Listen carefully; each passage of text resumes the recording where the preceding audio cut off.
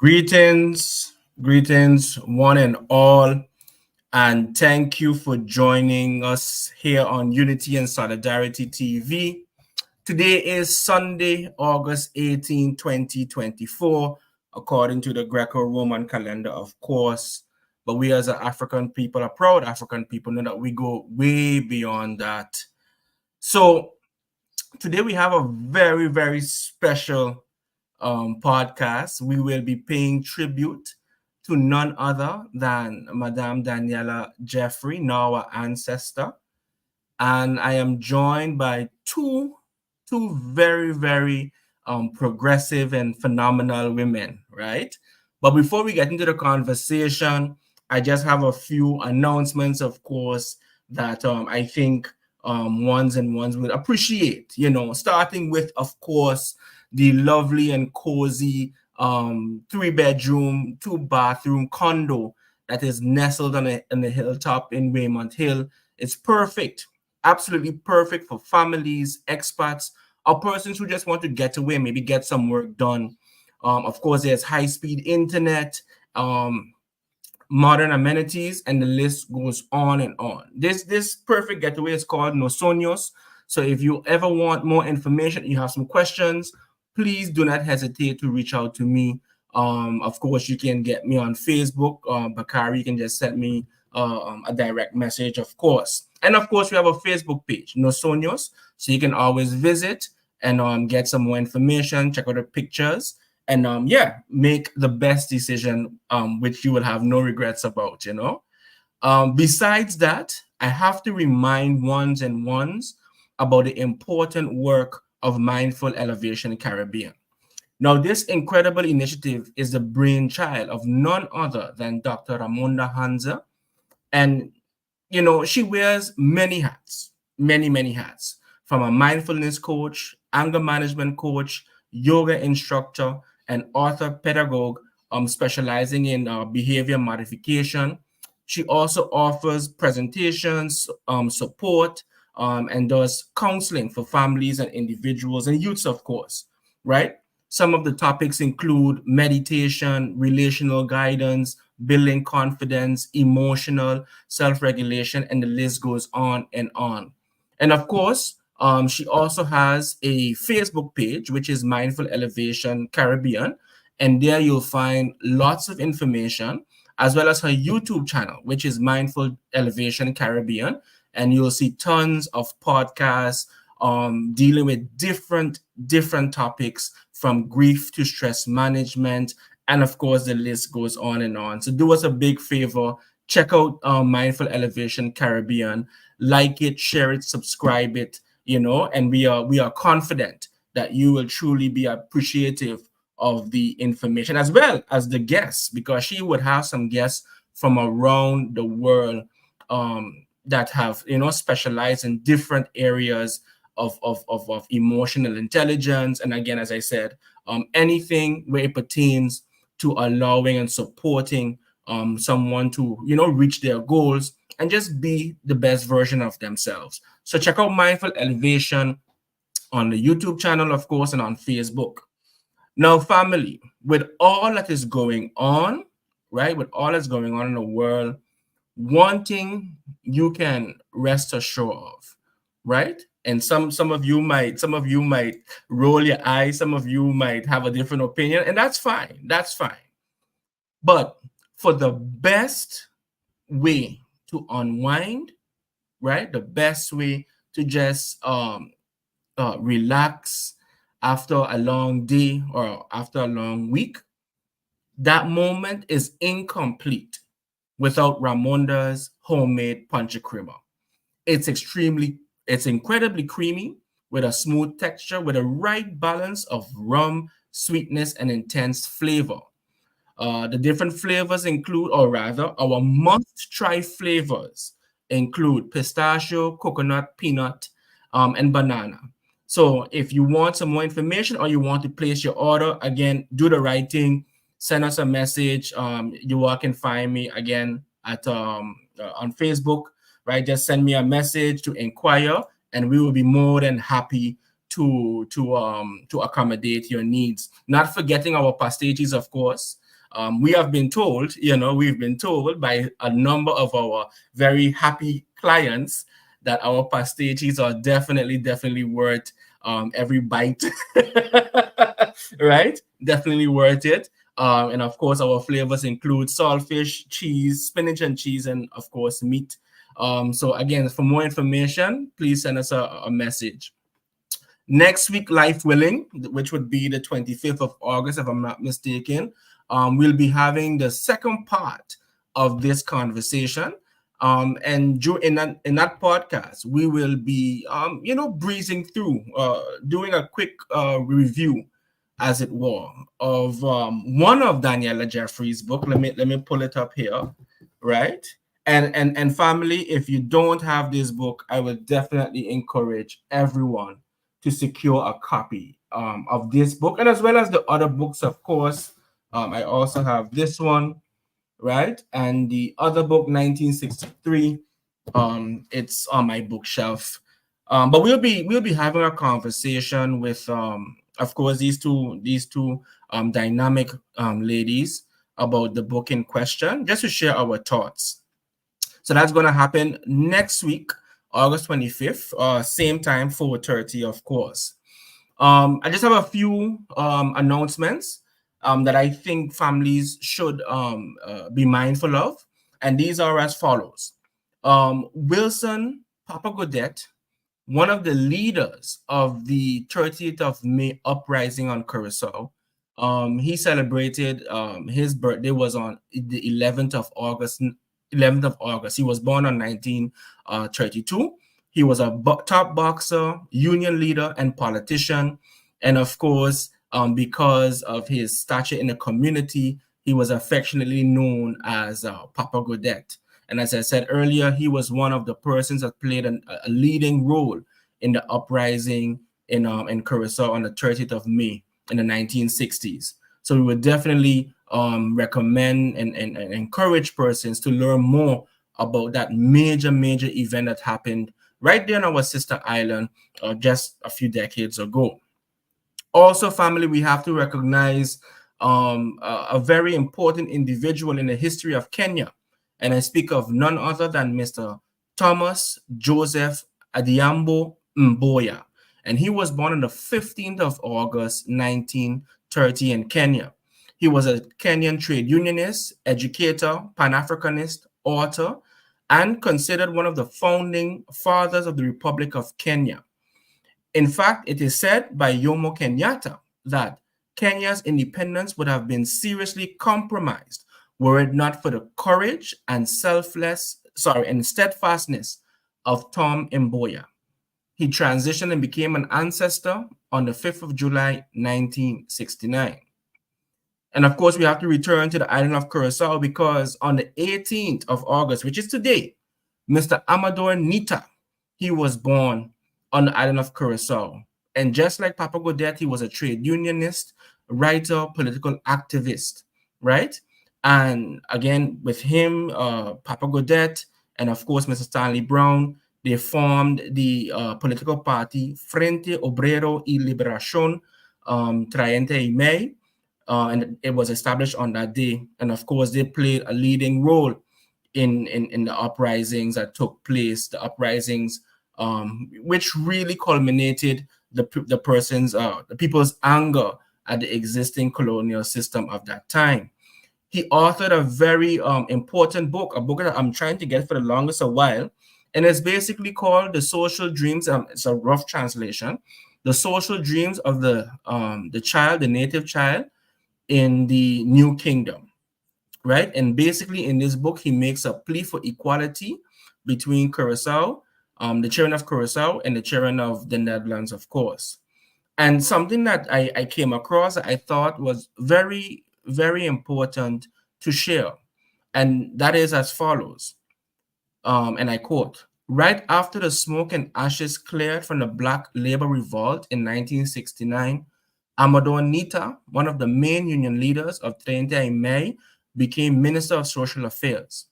During his first visit in the Netherlands, he spoke to Queen Juliana and demanded from her and the government $500 million, a yearly reparations fund as financial exodus from the Dutch demolition of enslavement and colonialism.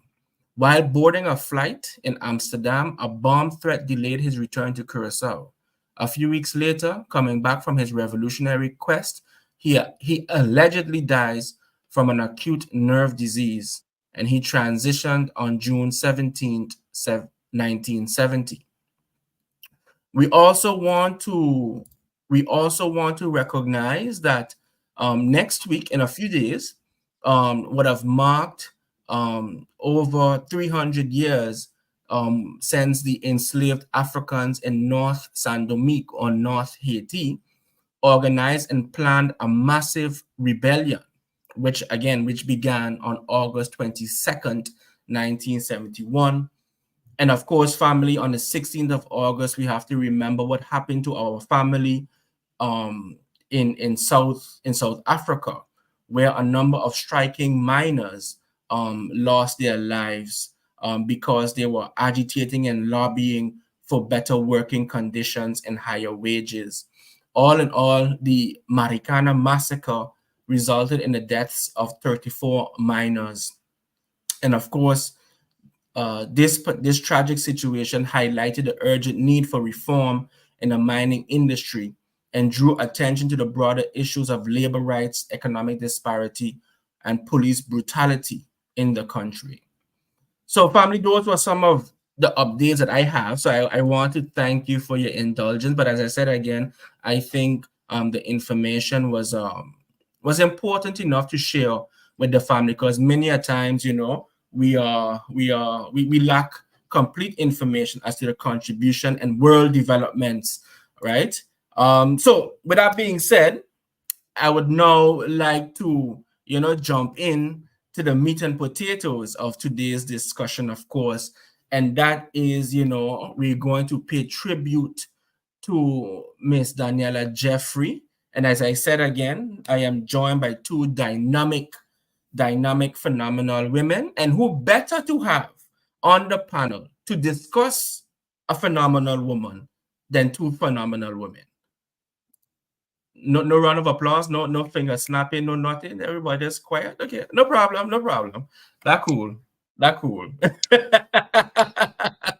Well, Hi. for me today again is a birthday of Miss Daniella Jeffrey. She was a scholar, a leader, an educator, political activist, a mentor, a mother, and a confidant. Most of all, she was a St. Martiner who wore her cultural identity with pride, grace, and dignity.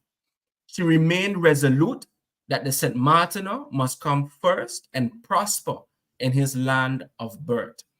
With me today to, discuss, the life, legacy, memories of Miss Daniella Jeffrey is Miss Soshina Stephen, and of course, Miss Diamond DK Catty. Welcome, ladies, and thank you for joining us here today on Unity and Solidarity TV. Thank you so much, Bakari, for having us. Thank you for this very profound honor to not only be able to speak to the legacy and to the story or to the heroism of Miss Daniela Jeffrey, but also, as you mentioned, as a female, as a female leader, a potential one looking forward to be.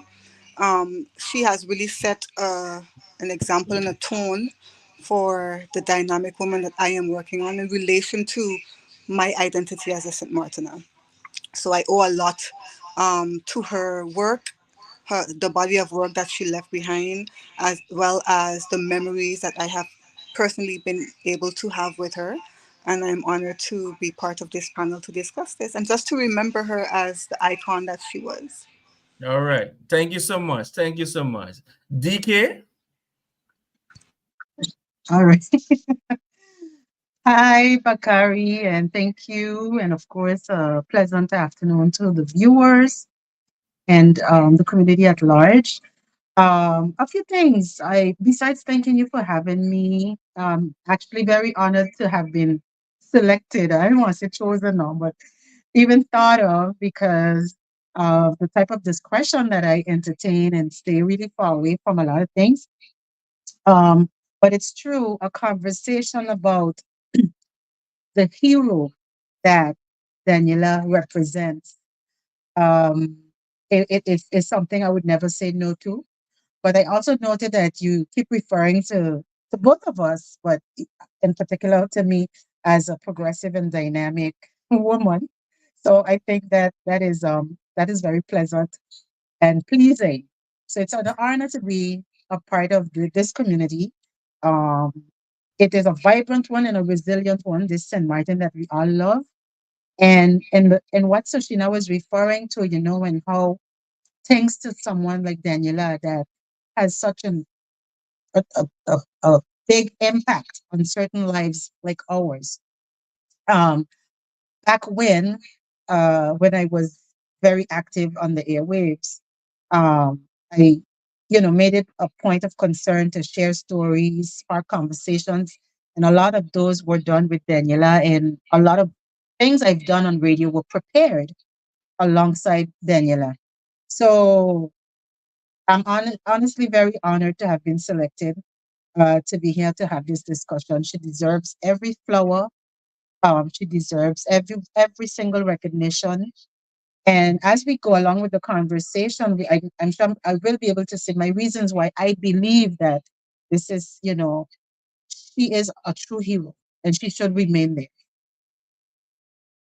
All right, thank you so much. I think you're very, very modest, which I appreciate, right? However, I go and stand by my word that I consider the both of you to be dynamic and phenomenal. All right? That's my story, and I'm sticking to it. Thank you, Becca. Sometimes, Thank you, Bakari. sometimes, We sometimes bow humbly. I'm humbly bowing. okay, good. Because sometimes people can see the greatness in you that you can't see in yourself. You understand what I'm saying? And one thing I have learned is that when we honor someone else, we are actually honoring the best in ourselves also. You understand what I'm saying? Because no matter what is Ubuntu, no matter what, Ubuntu rules. You understand what I'm saying? I am great because we are, you see? So I really love this because the both of you were very close with Miss Daniela Jeffrey and such. I fell in love with Daniela when I was abroad. So I had to love her from a distance. You understand? But many of you, you were able to converse, hear her laugh, maybe see when she was upset and annoyed. You all had those moments. You see what I'm saying? And I can only imagine what the conversations must have been like. I mean, I was fortunate to have a number of conversations with which I wouldn't repeat, on the air. Right? That's the next side. Right? But what I'm saying is that based on my interaction with her, she was a whole person. You understand? She wasn't confined to just being the intellectual. She wasn't confined to just being a scholar or an activist. They were like different sides. And that's something that really drew me to her. But we ain't gonna get into that just yet. I want to hear from you all. Okay. Starting with you, DK, right? Starting with you. I Mhm. know you touched upon it, right? But if you could just elaborate further, right? What does Daniela Jeffrey mean to you, and why should every St. Martin girl in particular should know about Miss Jeffrey? Um, for me, Daniela, outside of her being a celebrated figure, and and how she would say it, she would say, "I'm more celebrated on the South versus the North." She would always acknowledge that she's not viewed and perceived the same way on each side of the island. She has a different type of relationship as to the Wow. work that she's put in, the contribution that she's been doing as an educator, historian, author. And, you know, Daniela was, now that I'm working every day with business people, one of the things I always say to business people is, hey, the first question you need to answer to is, who is your target? Based on who you are targeting, you will know where to find that person, how to speak to that person, what to tell that person, and then you can shape, mold whatever service product that you want. This person is going to constantly return to you because you were targeting them in the first place. And Daniela's main target was the safeguard of St. Martin. It was the heritage. It was that profound, dedicating um, resilience. St. Martin as a whole for her was a patrimony, something that needed to be safeguarded. And to do so, she understood that her people needed to be educated about who they truly were and how they should not be afraid of their culture and should never look down on their history, and to make that a strength.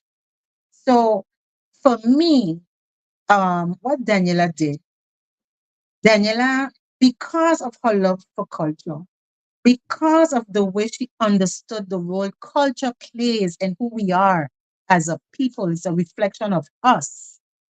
She always wanted for us to embrace our culture, no matter how small and how others thought of our culture.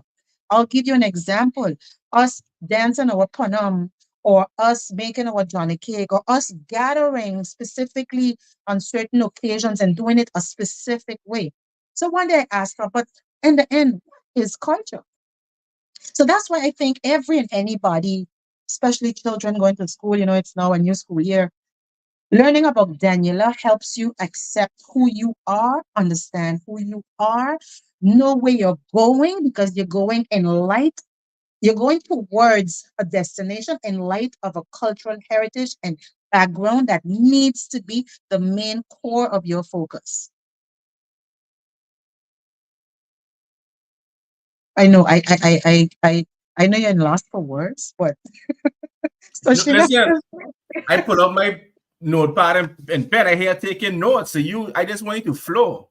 what I also will say that I love about Daniela's work, it is not because she chose us and Martin, her people as a target and accentuated all her work around that.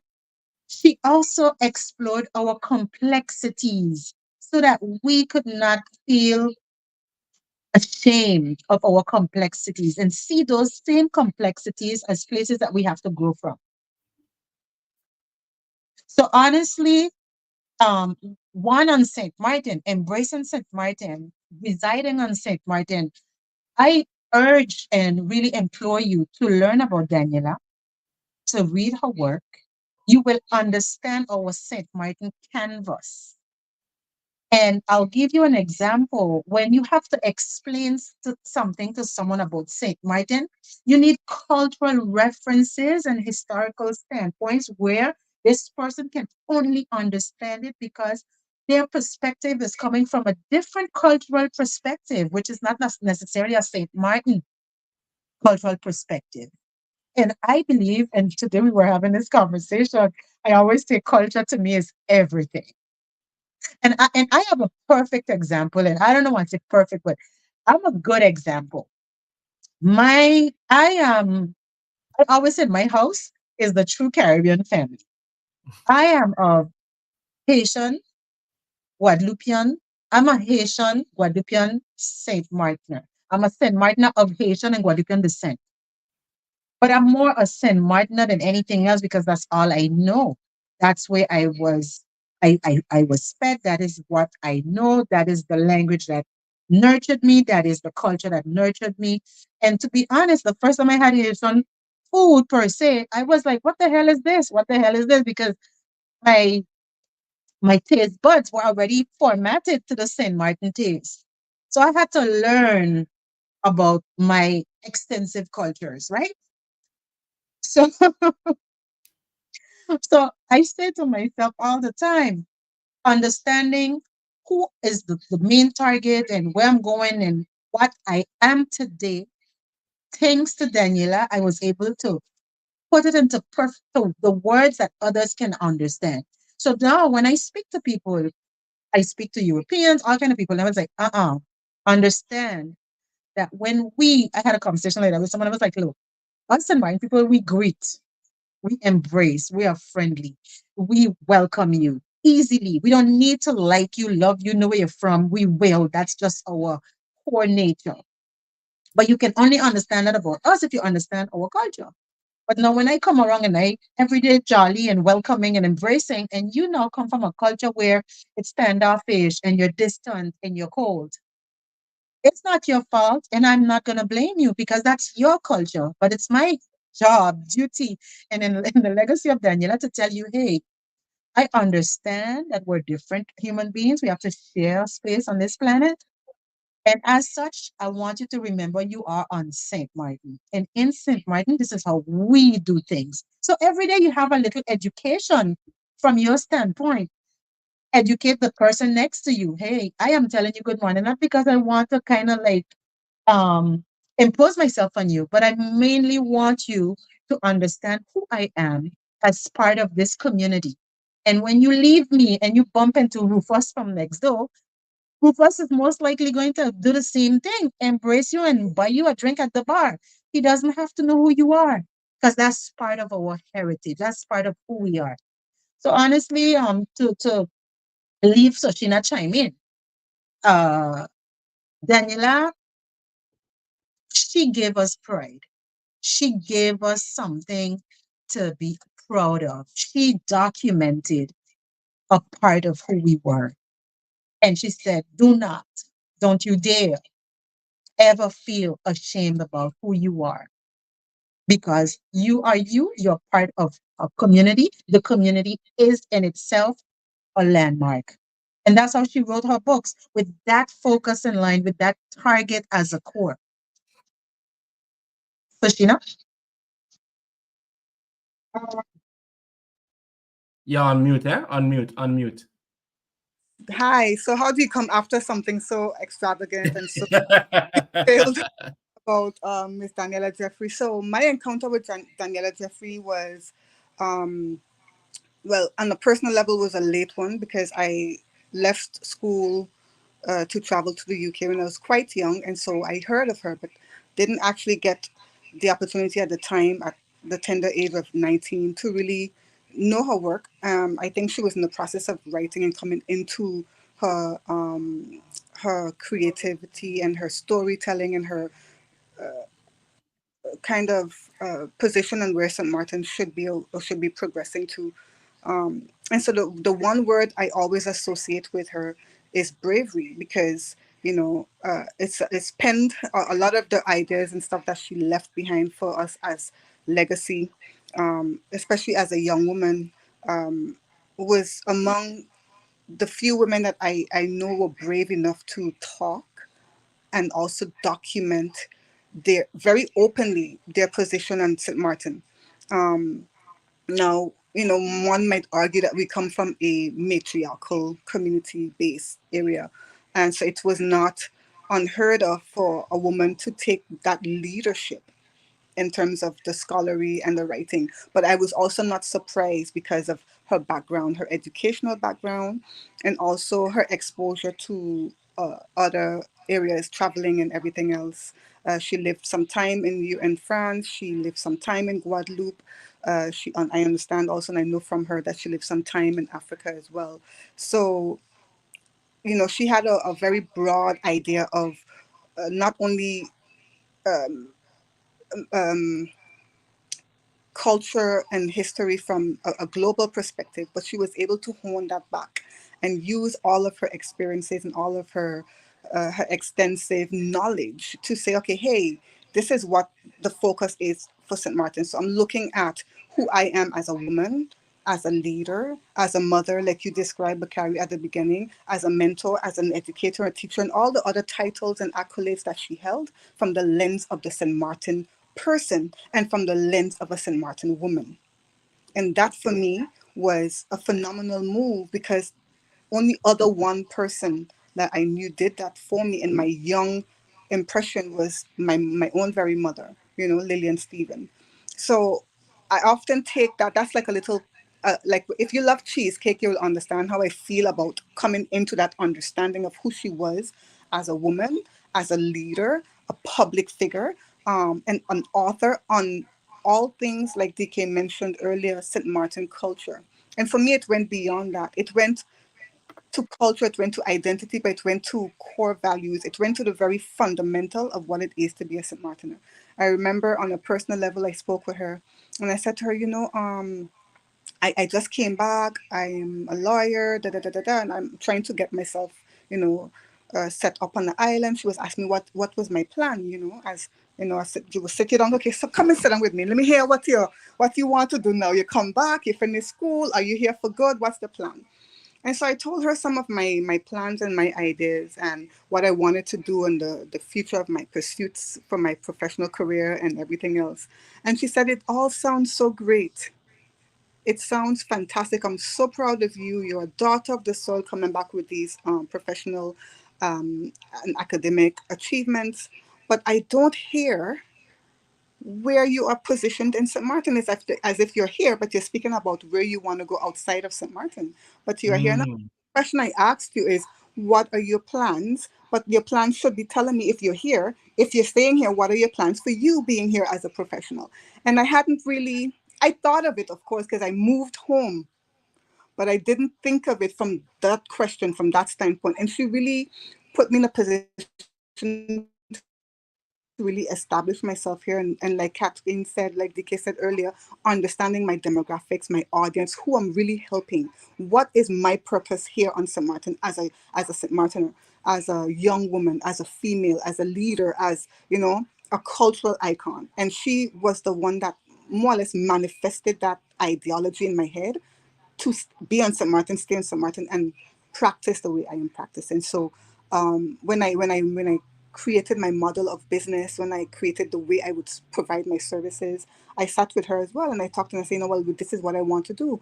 And one of the focus was ensuring that I create opportunity, whether it's learning, job, whatever, for the young St. Martiners. So how am I proposing to do that? And we talked about some of the ways she went about doing her work, doing her business, whether it was through education, through the businesses that she had, and what her focus really was for the St. Martin person. And it stuck with me, it really shaped the way that I move forward. It shaped the way that I looked at my services for the island, both north side and south side, of course. And she was very much influential and very much impacted my view of what it is to stay here as a professional and work.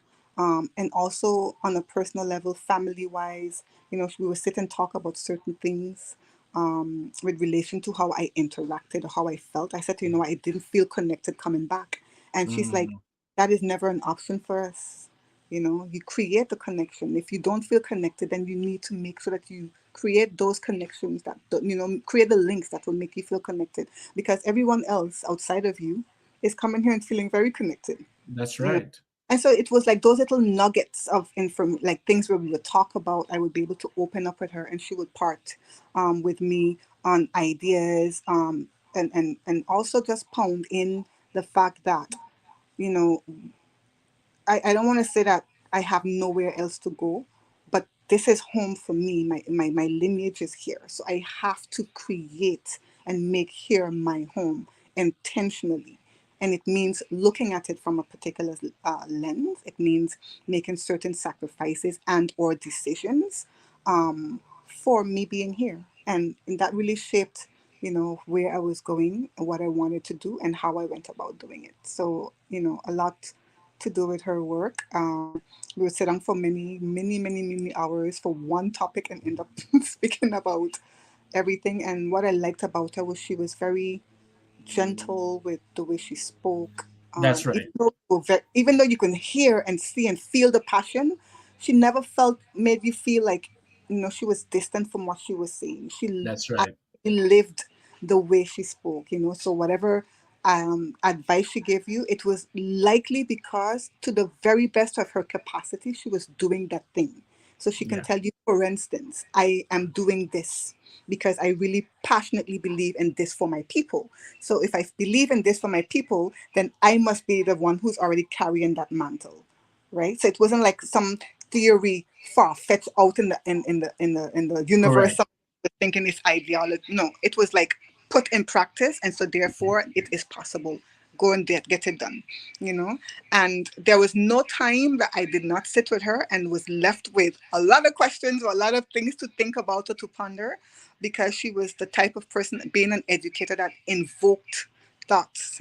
She would make you think. There were always something for you to reflect on. And of course, for me, as an academic or with an academic background, it is what I like to do. I like to reflect and think and have good discourse and dialogue. And I was always able to come to her very openly for that reason and that purpose, whether it's discussing her book or anything.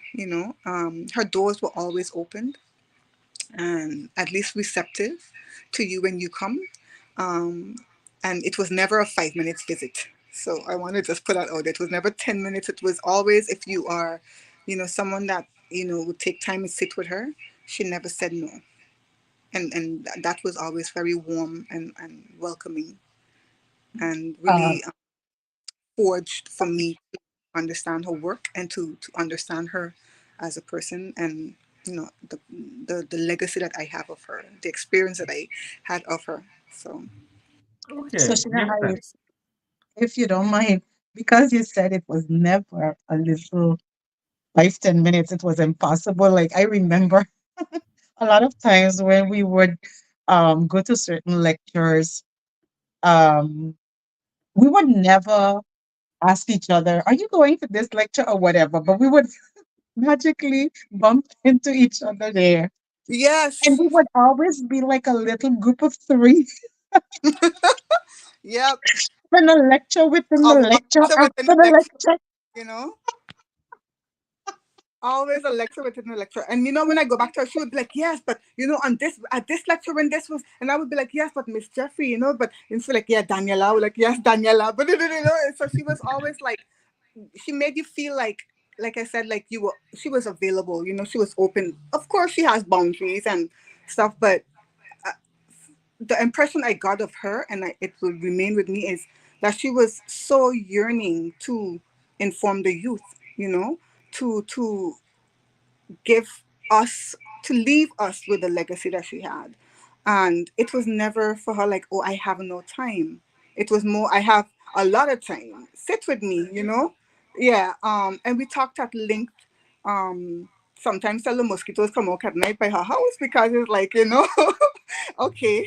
But it was always an honor, I can't even find the word to best describe a conversation with Daniela when you leave. I Um, used to say she was like a walking St. Martin encyclopedia. And I used to tell it to her. I used to be like, what I love about, because I would say, okay, Miss Jeffrey, I'm stopping, but I only have like 20 minutes. Of course, it would be only 3 hours in that we would realize that the we, 20 minutes gone. the 20 minutes was gone. And in my experience with her, the fact that I worked at 101 and that Jean-Marc Hassan worked there as well, he would be like, DK, you like to talk, my mother like to talk. You could handle this. Y'all love each other anyway, because it's true. It was a love story. Daniela's first main love was St. Martin.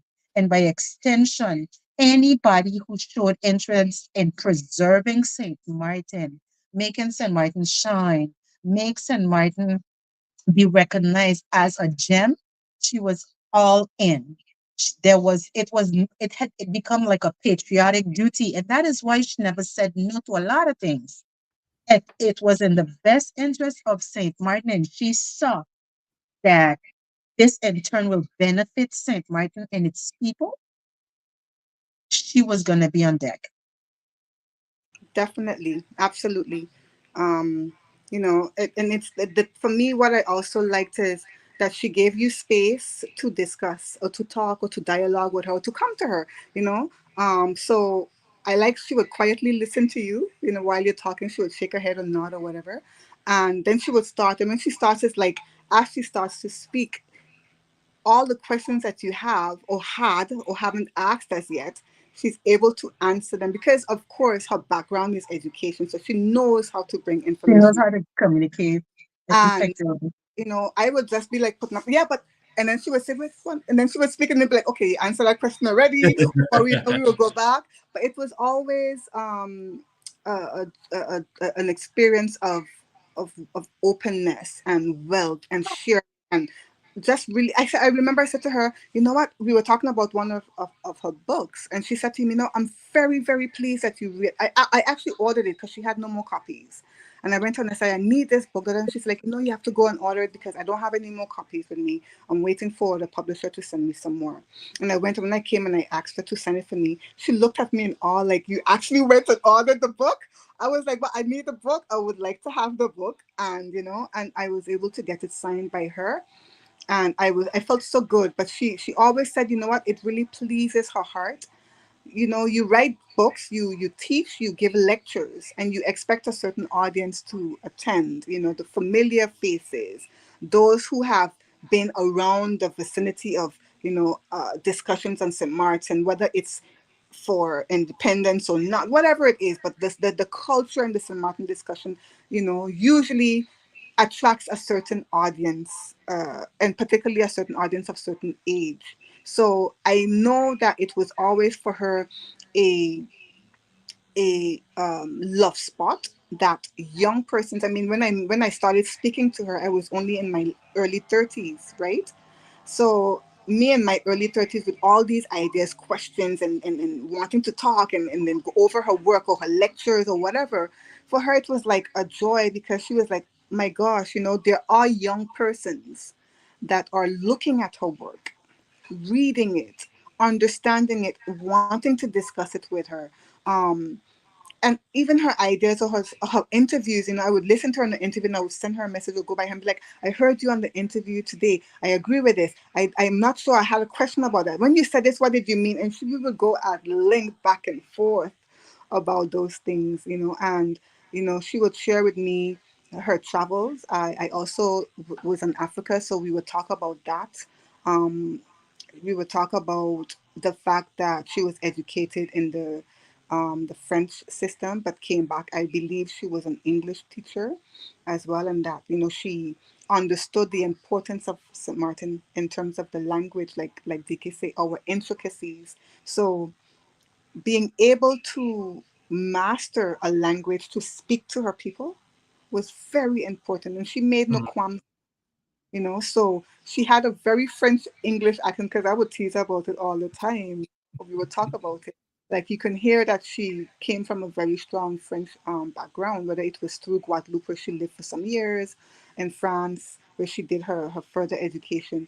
But make no mistake, that for her, the language here, to speak, to connect with her people, to connect with her culture, to connect with her goals for St. Martin was English. And like DK pointed out, the relationship she had on both sides with relation to her body of work or her ideas or her political views was received differently, but it was received and understood.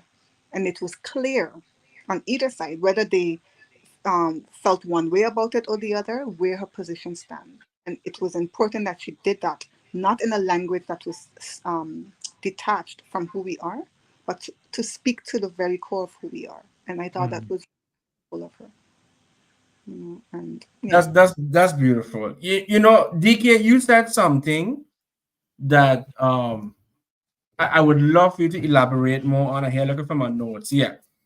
You said that Daniela was more celebrated in the South than in the North. Could you elaborate a bit more on that for me, please? Yeah. When we had certain discussions, she would say, for instance, um, that on the southern side, she's highly respected and she's also involved. She served as an advocate to certain topics, especially when it came to what would be the best interest of the Saint Martin people. In light of whatever, whether it's socio-economical or, you know, whether it had to do with politics.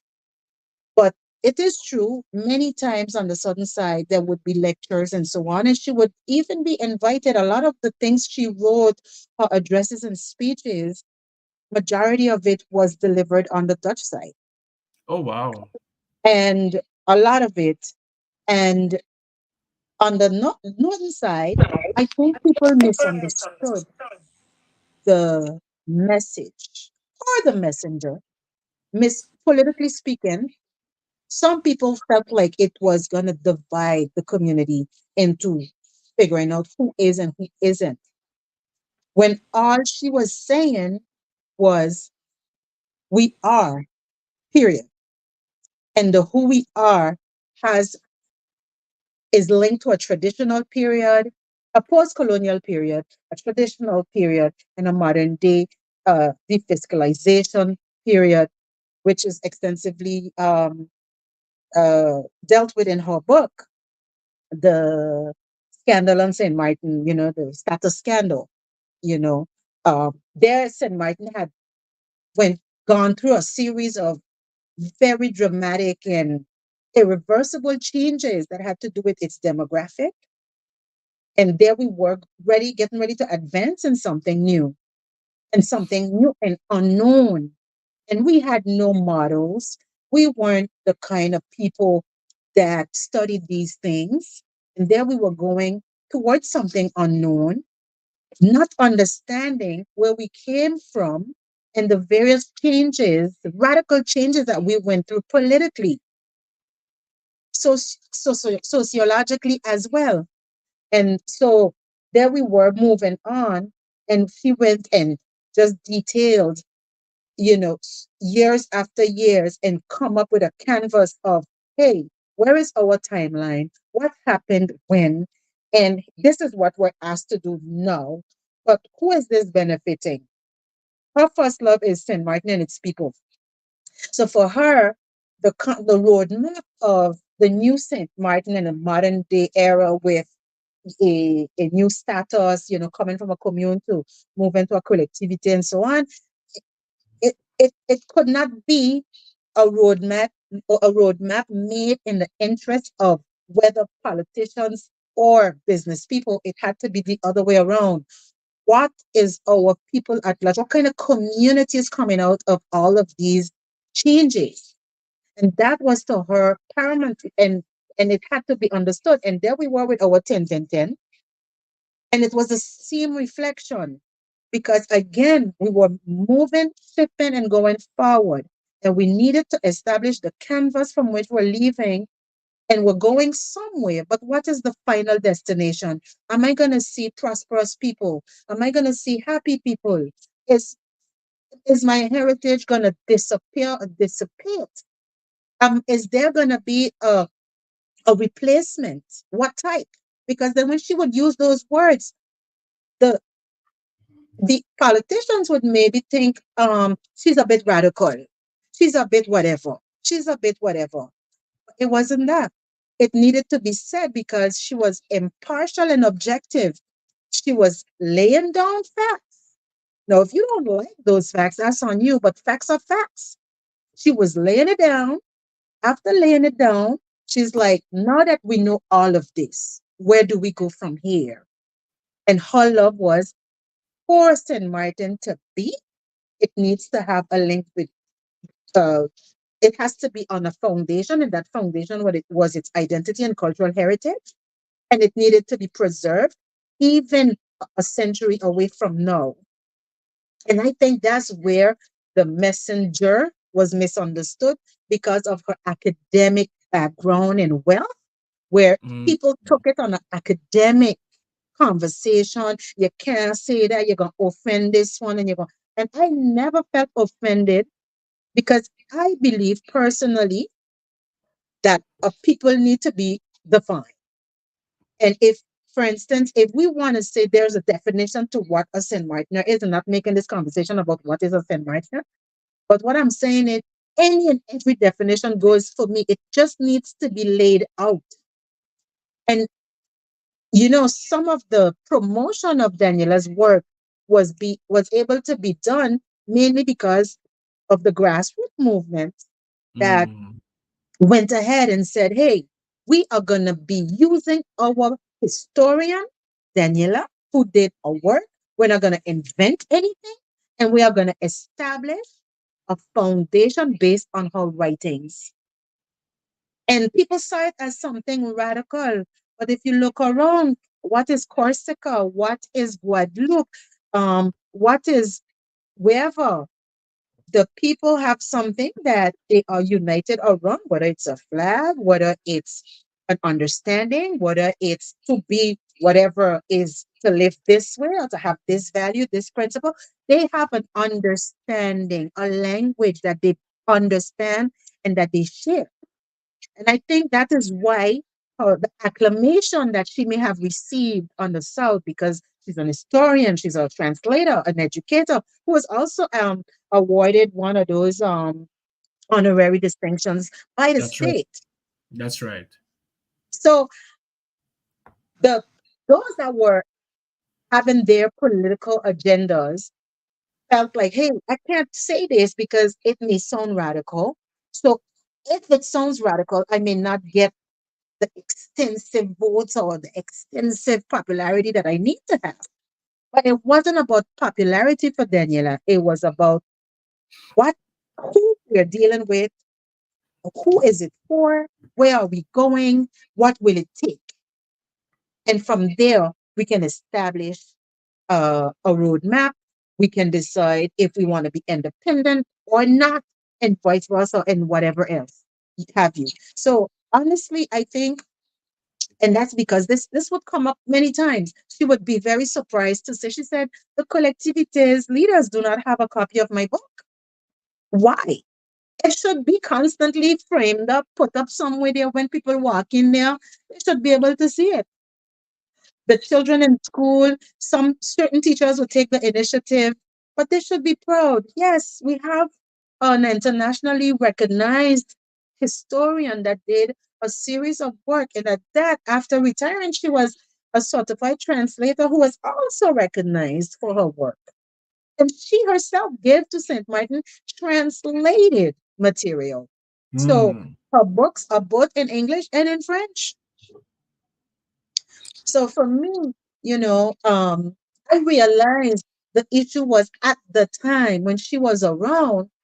If people like, there was someone who told me once, yeah, I see yeah, Daniela, you're turning up, man, because you always talking about her. And I said to the person, what's that supposed to mean? You are free to come and talk to me as well. Everybody, we can make this a debate. We can confront ideas. It's a battle of ideas. But the core of it, whether you find we're supposed to go left and she finds we have to go to the right, in the end, the audience, like you say, is Saint Martin and its people. A simple So if that's not the goal, then you tell me what we're talking about. And in this case, you misunderstood the assignment.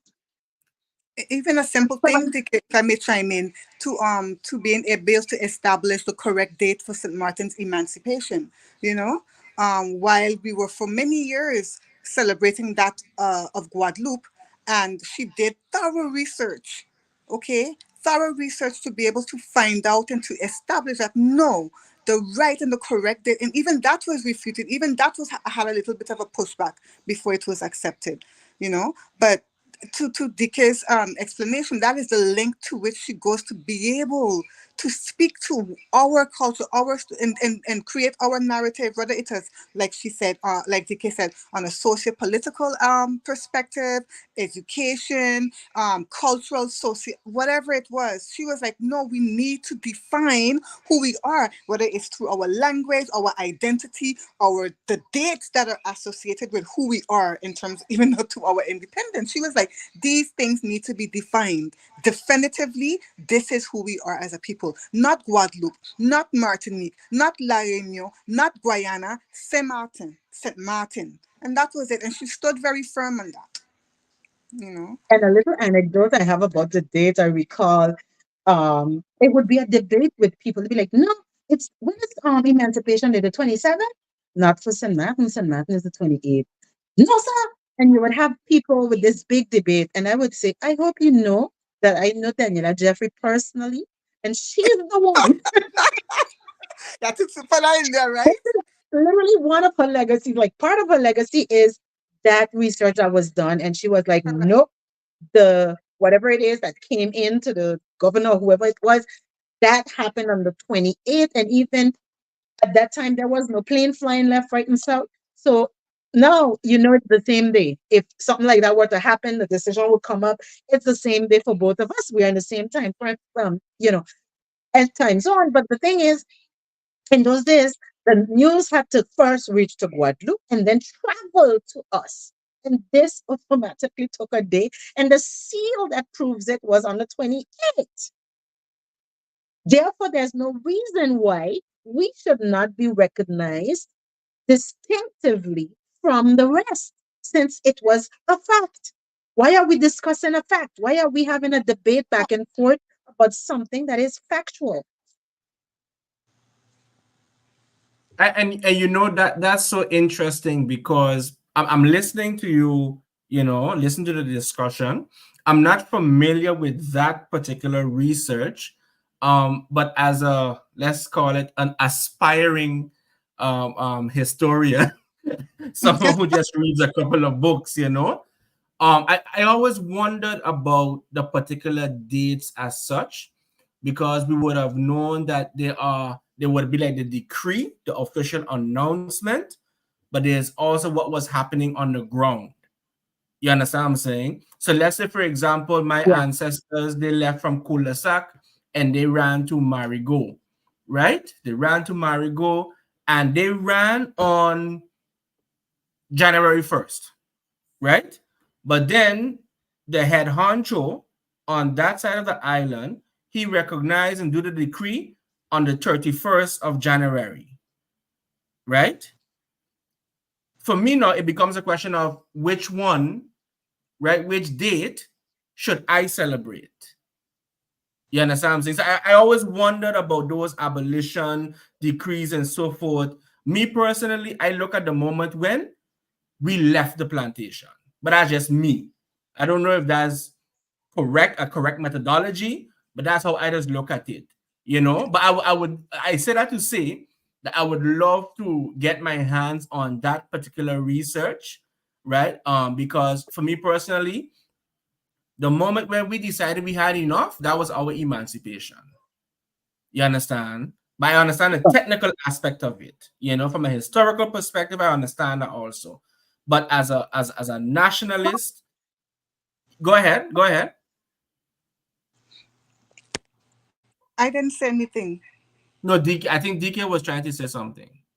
Oh no, I was saying to, when you think about it, there is the administrative process of it, which is what she Correct. documented. What is Okay. administratively enacted and where? And but if you think about it, because when it's enacted, the document is received, it's proclaimed. By the time the news again travels from Marigot to French Quarter, it's gonna take hours or whatever. Who Yes. knows?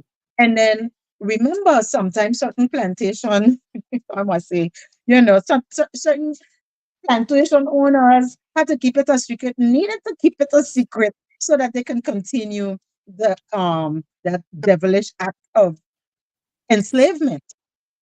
So again, a question of perspective. What are we talking about? Is it the admin? Is it when the slave Correct. ran outside and screaming, "Hey, we're free, we're free, we're free!"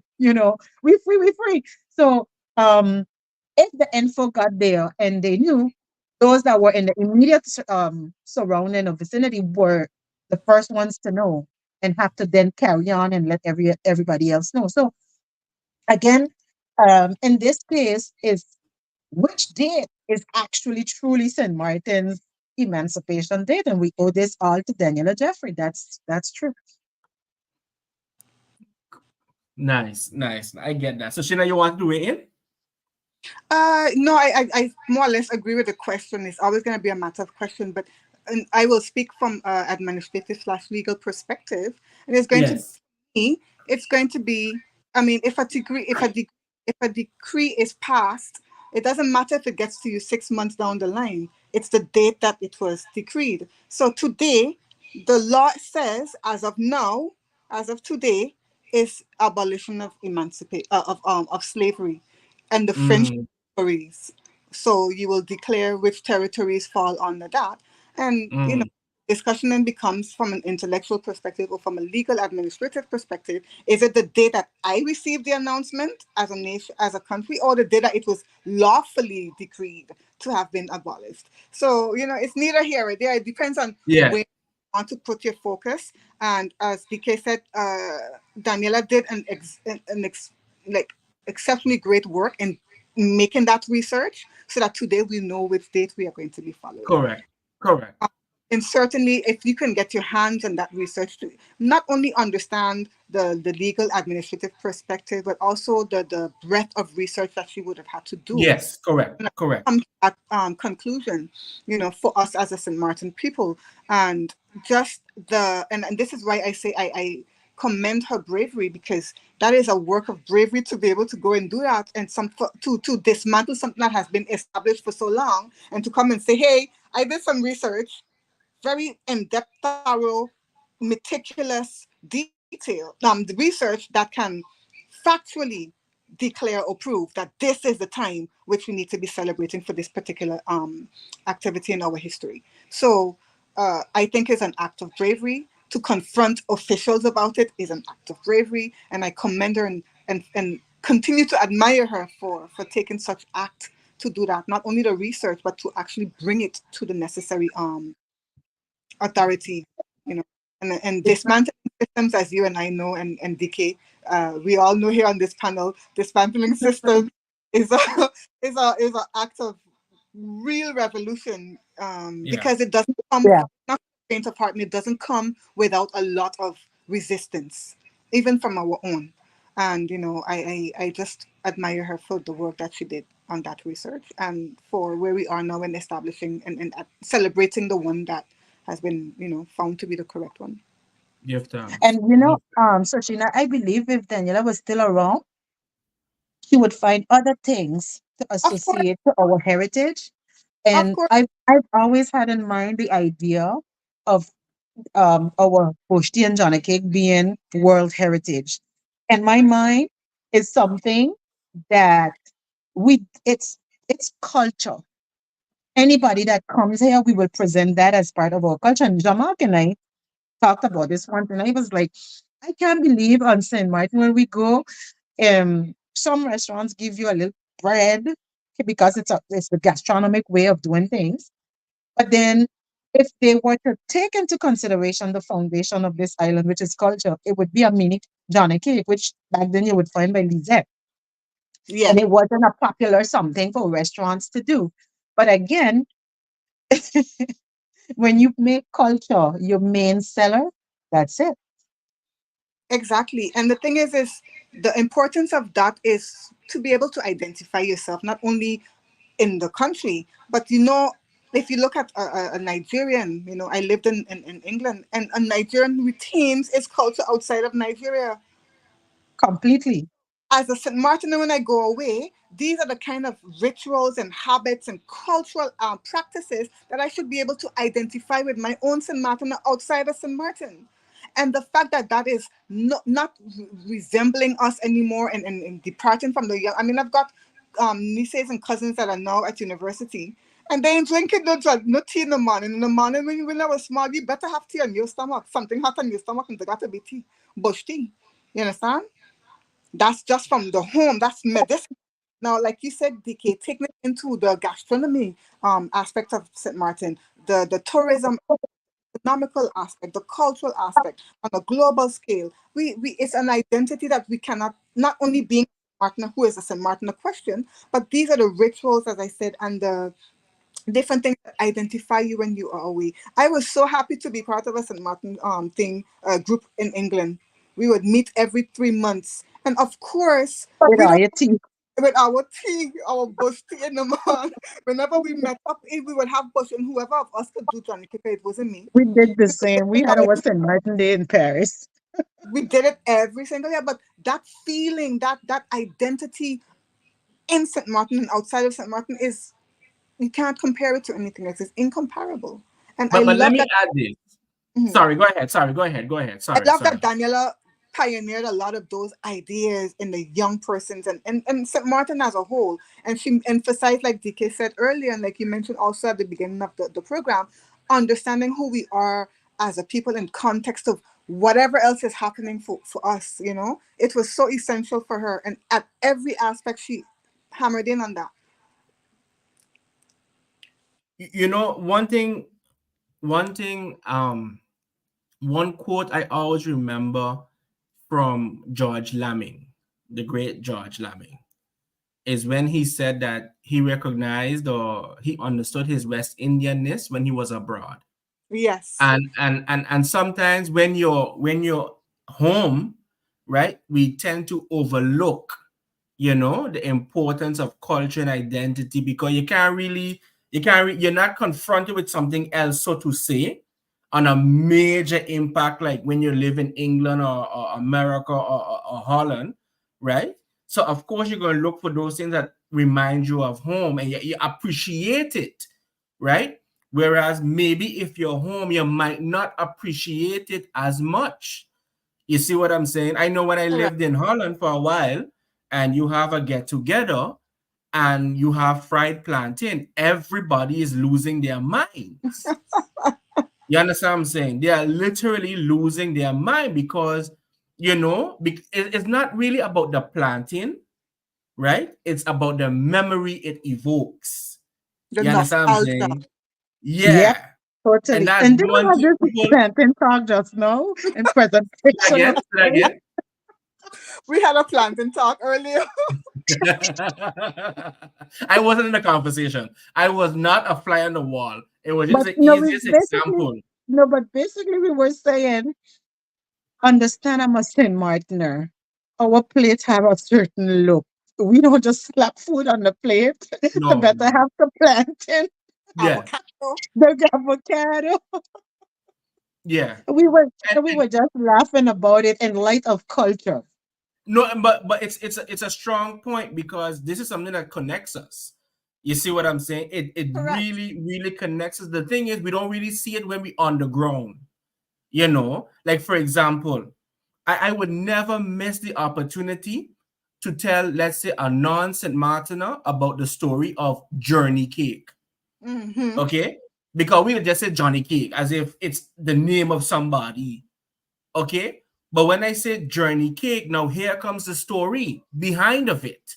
And Correct. because you understand the story, you understand where we come from, you understand the conditions that we were confronted with, and you also saw how we solved problems based on this one item. Yes. So hopefully it would have developed an appreciation for the item now, that you don't just add as a Johnny Cake and it's just meant for me to consume. No, it's a story behind of it. And if you know St. Martin people well, there is always a story behind of something. Whether it's a particular pan you use, whether it's a specific time of the month you cut your hair, whether how you have to deal with children, when it just is always a story. And I think because enough of these stories are not popularized, have not become household names enough, is why I think we do not give it the credence and the appreciation they deserve. I can tell you, I went to Sundial School, right? And I did the hotel and restaurant stream. And guess what? When we were serving, we served Johnny Cakes. Nice. And this is in the 90s. Okay? That was part of our curriculum. You understand? How it's done today, I am not sure.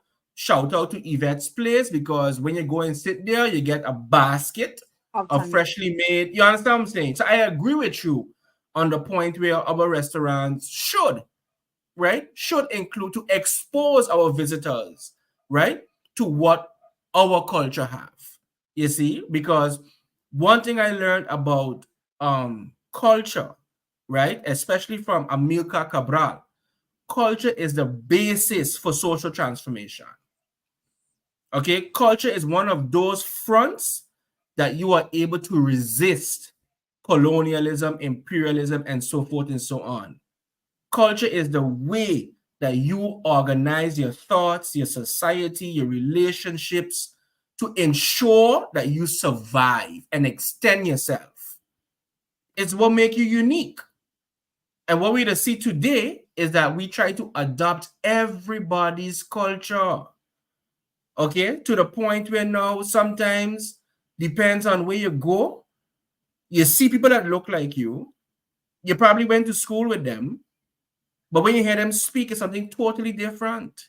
You don't recognize their ideas, you don't recognize, some of their thought patterns because of this adoption, of other worldviews that are at times not helpful to what we aspire to. And that's something that I loved about Daniela Jeffrey. She was uncompromising on that front. Definitely. She hold on to her St. Martinness. Whether you agreed with some of the things that she said or not, one thing you will respect would be her love and determination for this particular place. You will respect, which I came to love about her, her anti-colonial position, which was a very strong position. Yeah, and that's why I said I want to repeat it. I want to repeat some of Yeah, the things. Them, because okay, she was able to identify very, very early the And clearly, subtlety in which it was being implemented on St. Martin. When we that's were right. unable to, we had no other examples. She had traveled, she had seen, and she had identified where this would lead us. And so when she saw it, she was like our big whistleblower. That she was to me the first whistleblower. She's like, no, we have a problem. It's a problem for you for Saint Martin to go through such radical change in such a And so time, quickly. in Yeah, such that's a right. short time. That's This right. is meaning this, that. And here's a model of which and where the people ended up. This is what happened there. This is what happened there. I have seen it firsthand. I am telling you, we are in for a problem. We have to Mm, help our people understand where we're at and how to safeguard themselves. that's right. I think Daniela also was in a period where she had unpopular views in a environment where people were very complacent and did not want to understand, or were not maybe in a capacity to understand the implications of what was happening to St. Martin. And they always say, when you are not when you have not prepared your land to receive rain, when the rain comes, you don't appreciate it. You know it's good, but you still might call it something other than rain. And what she was saying is she was signaling all the cues. It was like right A wrong. red flag. Call Not them. Call them. if you do not buckle up, if you are not seeing these things, this is where we're going to go. And we are just walking around with, I don't even want to call them rose tinted glasses, but we were just walking around like, oh no, this seems so far fetched. What is she talking about? This unpopular view that she had, not knowing that she was sirening for something that was coming not in the far future either, because she was right with her predictions. She saw it and she called it out, and it was not popular at the time to talk about those things. It's like, who does she think she is? Where is she going with that fancy story? Exactly. And in light of the island socio-political landscape at the time.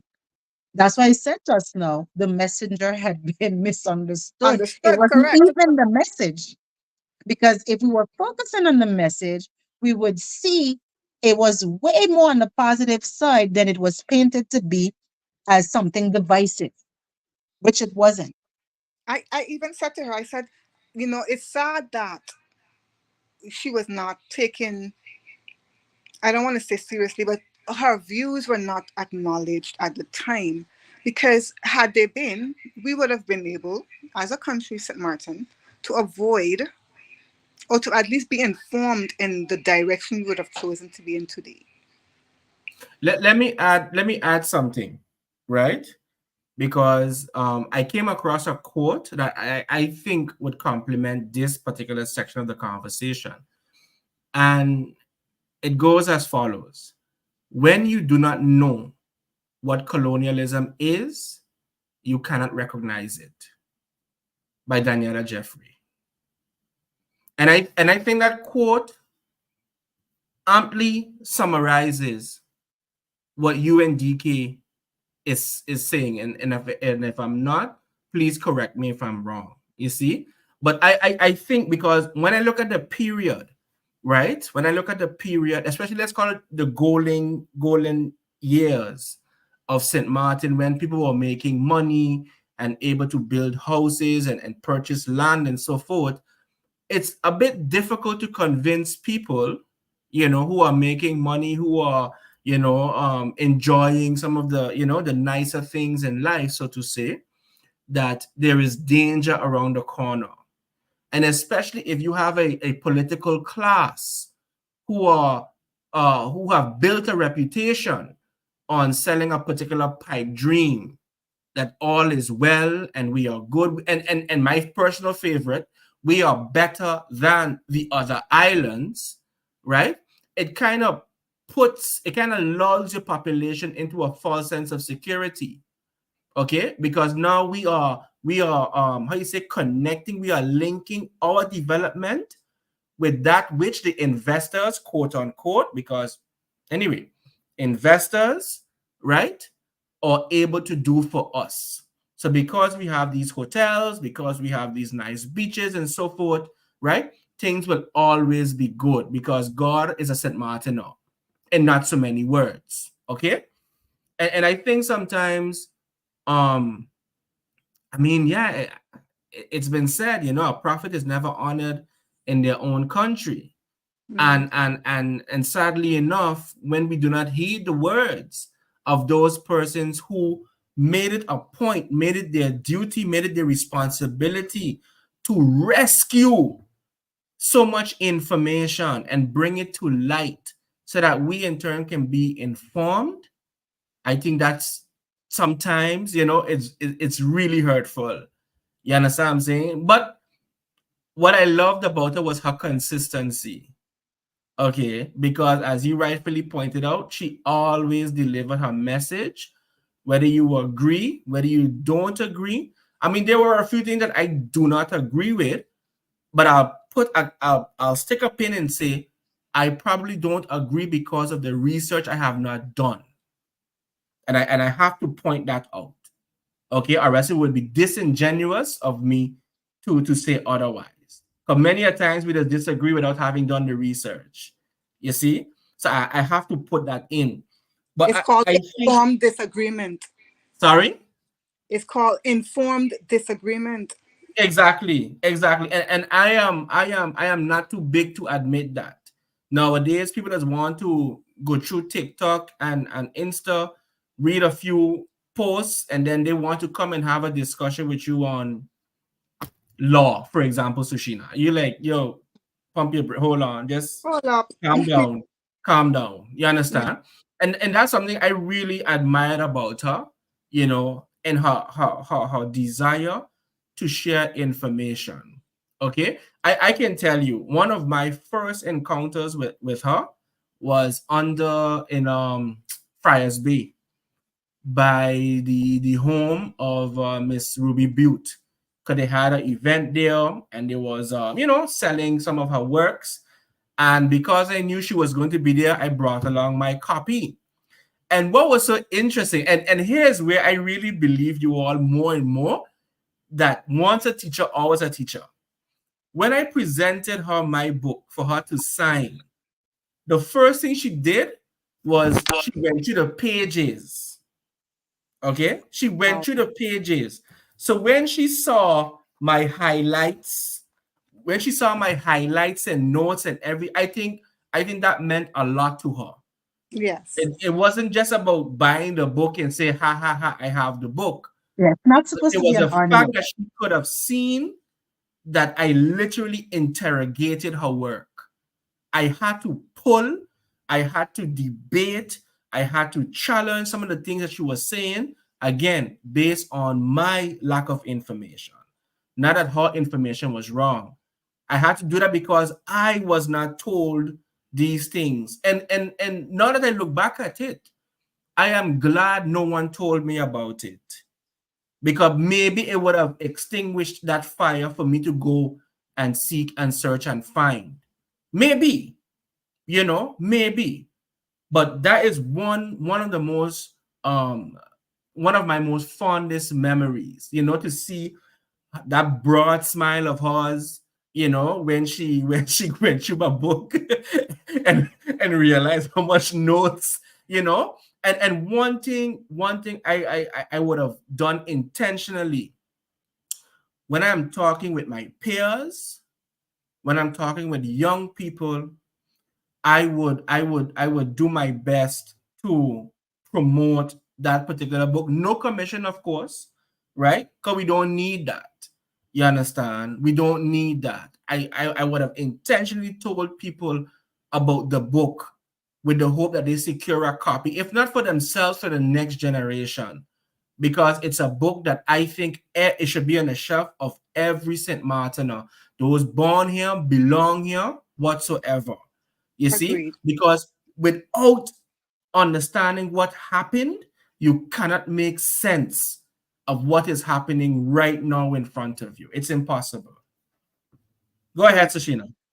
I personally think that it needs to be in the high school curriculum from third form onwards, even earlier first form, when you are selecting your electives for middle school academics. Okay. Part of literature, it should be at least read for any political discourse or courses on the island, whether it's not side referenced or anything. I think it should at least be read as a comparative political study on St. Martin by either side of government. And like DK said, the appall uh, feeling she had from not having, from knowing that none of the elected officials of the collectivity had her book or her. If you don't have it, you can read it, that's for sure. But you don't That's for even, sure. that speaks a lot to the integrity of our collectivity to really want to put the interest of St. Martin at its focal point, you know. So anyway, on that note, I will close off my comments because we probably might have to head out now. I know the podcast was an hour and a half, Yes, but yes, yes, yes. I don't keep her back no longer.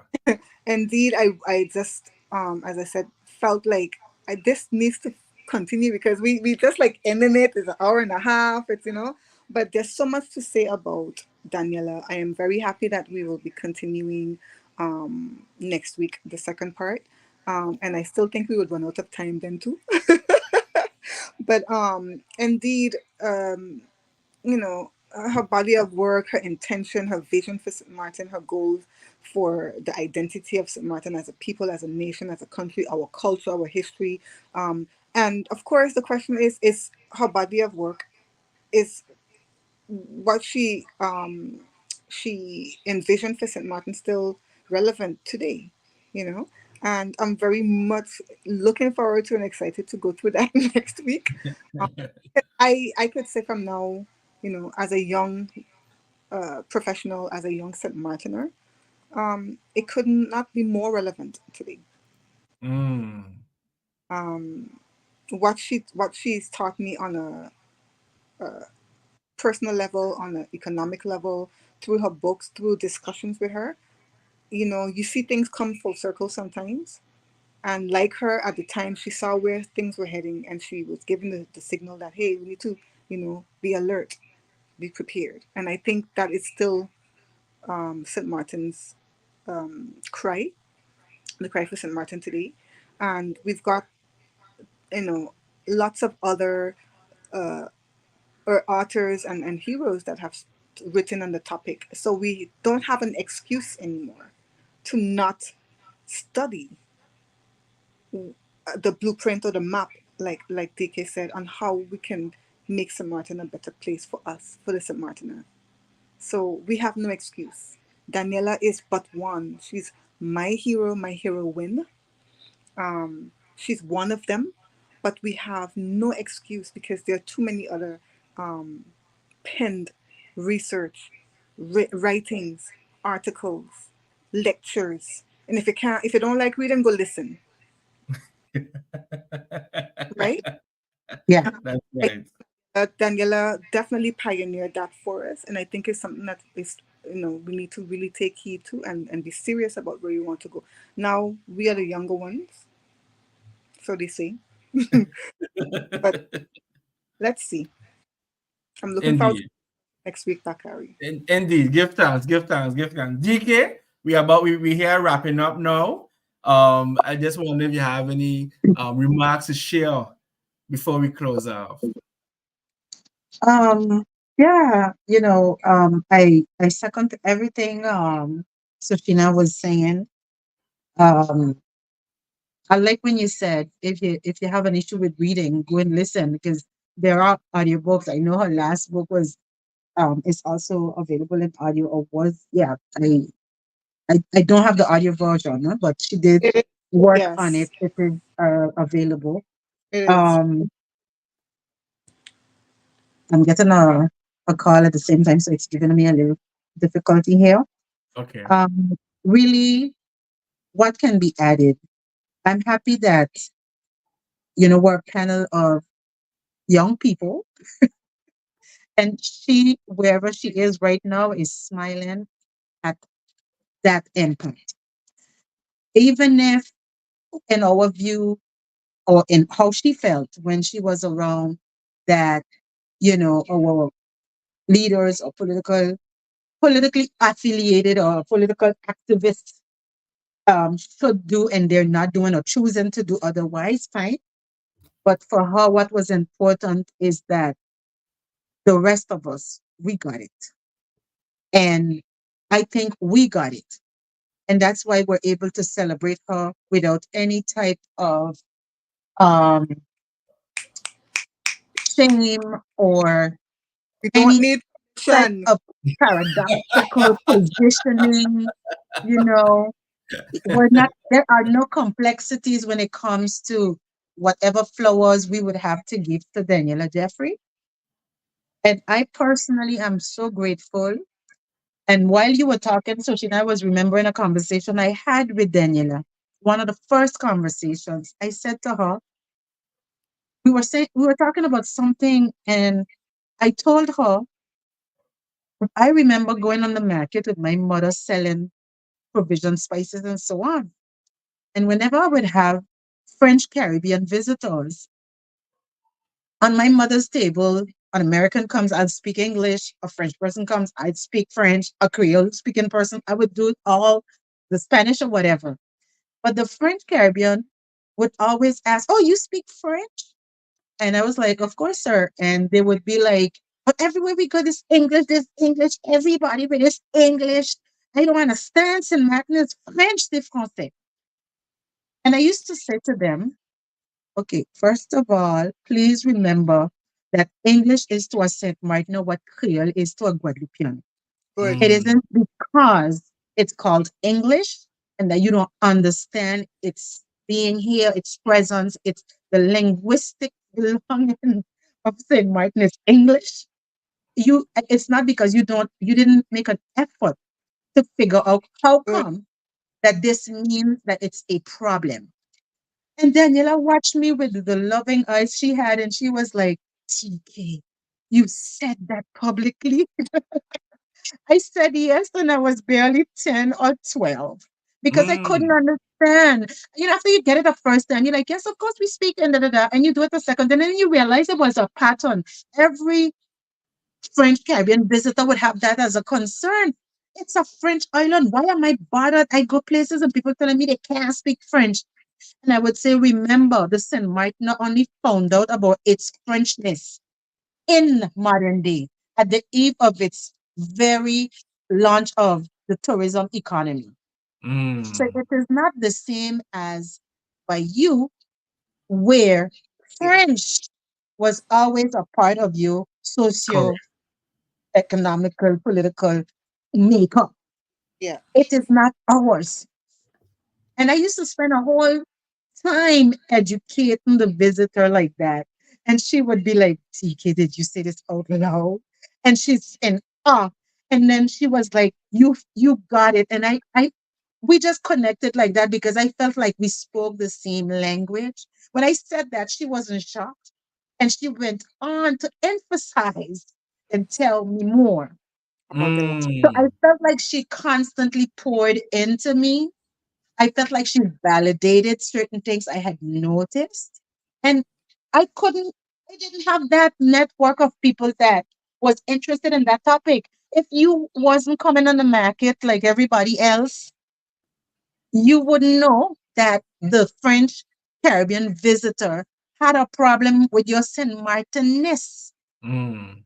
And that problem was and it wasn't it was a problem to them because the visitors experience was compromised for them because they were being frustrated. They just want to be understood, just like the Americans when they come here, they're so happy everyone's speaking English to them. And that's one of the things that keep them coming back because they see that they're able to communicate without any problems. And so there we were, and I'm like, "Look, first of all, I'm gonna have to educate you because I need you to continue to come back because they always say St. Martin is a nice place. They love it, da da da. But the biggest problem is communication." I said, "Because your problem is you don't understand tourism. You cannot, you're going to a place. We're not asking you integration because you ain't staying, but we are asking you to understand where you're going. The Correct. destination has its own particularities, and we don't need to be judged because we're speaking English. It's our heritage. And I spent a majority of teen, my teenagehood saying that to visitors. But with Daniela, and you know Daniela, she had like a millie, but that kind of millie. Right. Like She the would flash. hit you. "TK, you did not say this out loud. Did you say this publicly?" I said yes and boldly because I was tired of people criticizing and even our English, you know, Yes, our brokenness, so called brokenness or creolization of our English. That It's a now we're able to take a little bit more pride into thanks to the work of Daniela as well. Because again, it's a part of who we are. Then we found out that hey, UNESCO has a whole mother language day. And that was it. that's right. While we were there trying to, you know, belittle our own because they weren't making the proper sentences and so on, it was still being celebrated on a different level because yes. That's it right. is again a part of heritage and culture. So I want to say thank you to Daniela, thank you to her family for letting me share her. Now I have tea. Tea is my I told her Daniela let me her inheritance. I was I got part of my I don't know how was the reading of her wealth and her distribution to her children, but I got something from her, a few pieces of her, and that I'm very grateful for. We're very close, and also know that the family is open to keeping her legacy alive by letting her library accessible to anyone who wants. You just have to have Oh, the patience. really? Yeah, Yes. you can visit her home. So when we going? Oh, When we going? we can. I'm there nearly all the time, no, Bakari. Okay. And yeah, I'm there often, not at the house though, but I No, So have I so go to hold the on. house. Wait a person minute. Hold on. Hold on. with Am I the with only one? family. Am I the only one who hasn't been there as yet? I haven't been to the library, but I We'll will go take you, Bakari. It's to okay. the building. I I I kind asked, of feel away. no, where's my I said, Daniela, so what are you gonna do with the building? Are you gonna rent them off? She said, rent them off. She said, that's for my books. I was like, what? She said, yes, oh, that would Yeah, be she for has a whole and She had a I whole and library.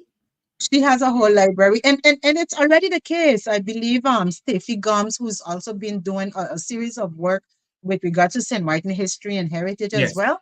She Yes. goes and she feeds from that library, and Tina has is committed to letting anybody. If you just have to ask and you coordinate time, place, and location, and it's fine.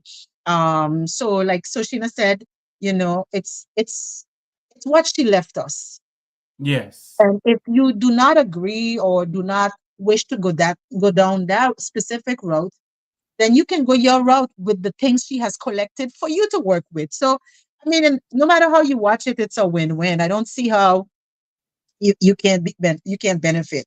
But everything is good. I'm very grateful that you had us here this afternoon. I'm seeing that Soshina dropped off. Yes. Um, Unfortunately, I think this is a yeah, connection. Oh, she's what if, back. I guess she's going to reconnect to say her final words, Yes. but I'm saying mine. Um, you're I'm back, back. I'm back, you know. yes. And So yeah, so she encouraged us to take pride in our history and understand, our roots, and to not be ashamed of them, and to to be empowered by who we are, and not to be um feeling any kind of way about it. And so I think um we have a good foundation to move on with. So again, thank you. Thank you for having me. Thank you for remembering Daniela the way we did today.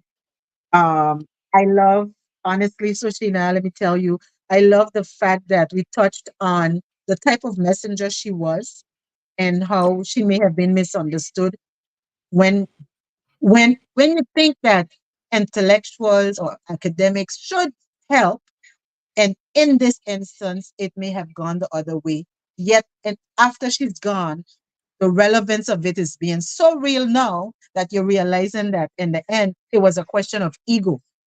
If ego Mm, wasn't a part of it, we may not be having this conversation like that today. It could have been something totally different. that is correct. That is correct. That is correct. Well, I just want to And add, so my final remarks, as it were. But I need to just thank you all once again for making yourselves available, to share your most memorable thoughts and experiences of our now ancestor, Daniela Jeffrey. I can see, based on your accounts, of the profound impact she made on your life. And it's always great to see how you are taking her message, whether it's verbatim or whether it's just through manifesting in your actions. You are also keeping her legacy alive by your very, how you live your day-to-day life. So that's commendable, and that says a lot. That says a lot about the type of woman she was. One last thing I have to say is that what I love about Daniela is that she made herself available on every level. If you needed a mentor, she was there. If you needed the mother figure, she was there. If you needed the scholar, she was there. If you needed the activist, she was there. If you needed the mobilizer, she was there. yep. If you needed someone to speak truth to power, she was there. She always showed up. Okay, she had, and that's one thing I admire about her. She could fight you with the pen, and she can be in the streets with you. You And understand? Go ahead. no, go ahead. No, This, go this is ahead. your time now. This is your time now. I just And what I do, facilitate, I but this is like your what time. what admire the not the most, but what I she carried herself with such grace and elegance and regalness. She was always dressed. She was just a beautiful person in and out, and definitely someone that I looked up to, not only for the intellectual part and the being open and the motherly figure, but also just the way she dressed, the way she showed up. Yeah. She was always on point. You know, Yes. and that also speaks to the confidence and the pride she had in what she wanted to see. She That's right. showed up. Period. Yeah. She showed up, and she was always showing up. She was Yeah. reliable. Her yes was her yes. Her no was her no. You know, Yes. that is what I truly appreciated about her. Okay, give thanks. So we've come to the end. So once again, give thanks for your presence, for your thoughts, and just like what everyone else has been saying, I am also looking forward to next week Sunday to meeting and having coffee and biscuits with the both of you next week Sunday, right? As we discuss once again one of her books, Saint Martin Destabilization in the French Caribbean. That's a discussion that DK has wanted me to be part of for at least a decade. At least a decade. Right? So we are That's Between going fair. to, sorry? that between you and Sorry? DK, That's all right. That's all right. Me and DK have our own thing going on. All right. But it's something that we talked about. We just never got around to it. And I am excited about this opportunity, right? For the mere fact that we are able to discuss her ideas, and hopefully it would have encouraged motivated persons to go and seek maybe the book or even learn more about her. You correct. understand? That to me would be the highest reward at the end of the day. So, ladies, once again, I want to thank you for being a guest. I also want to shout out the family, who are part of this great legacy and for all of the work that they are doing, to ensure that her legacy remains alive and vibrant.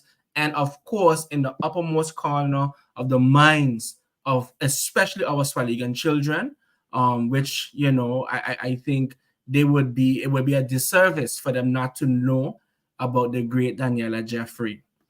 So, folks, we've come to.